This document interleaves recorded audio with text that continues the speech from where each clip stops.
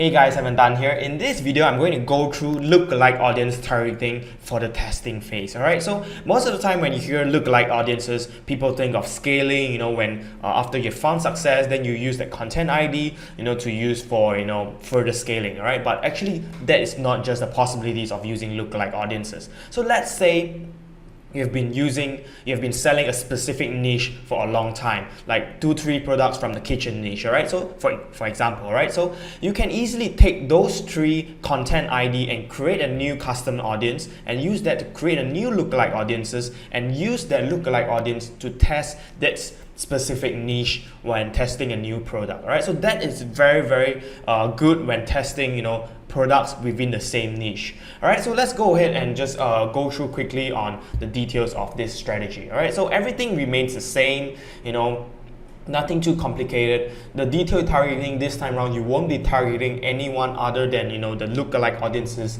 that you've created using the custom audience of a specific niche content ID. All right, I hope that is not too complicated for you. So basically the whole concept is using the content ID of products you have sold before within the same niche to create a lookalike audience to test for a product within the same niche. All right, so if that's not too clear, just go ahead and rewind and hear it over and over again. I hope that's not too complicated for you. All right, so this is very good, especially you have a good pixel already and you're testing products within the same niche. All right, we're using lookalike audiences. So the number of ads within the campaign would be around 9 to 15. So if you have gone through the lookalike audience video already, you should have a good understanding on how we actually segregate or separate our split test our lookalike audiences ad sets.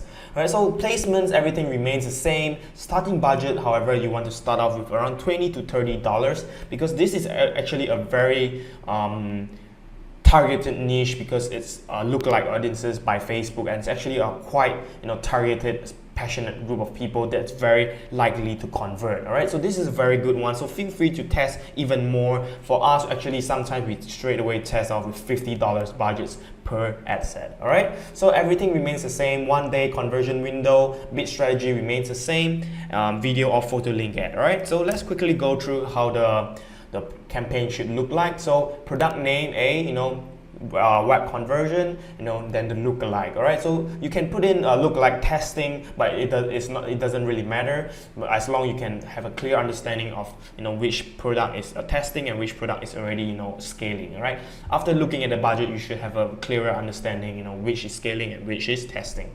All right, so example ad sets name, if you have gone through the lookalike video before, I don't really have to explain too much. However, for us, the fastest way we use is purchase 1%, 1 to 3%, 3 to 5%, and 5 to 10%, and then so on and so forth for ATC, for IC, and VC. All right, so on and so forth. All right, so that's all for this video. I hope you go ahead and use lookalike testing, especially if you're a niche store or you've been testing products in a specific niche a lot. Go ahead and use lookalike audiences when testing new products. All right, that's all for this video. I'll see you in the next one.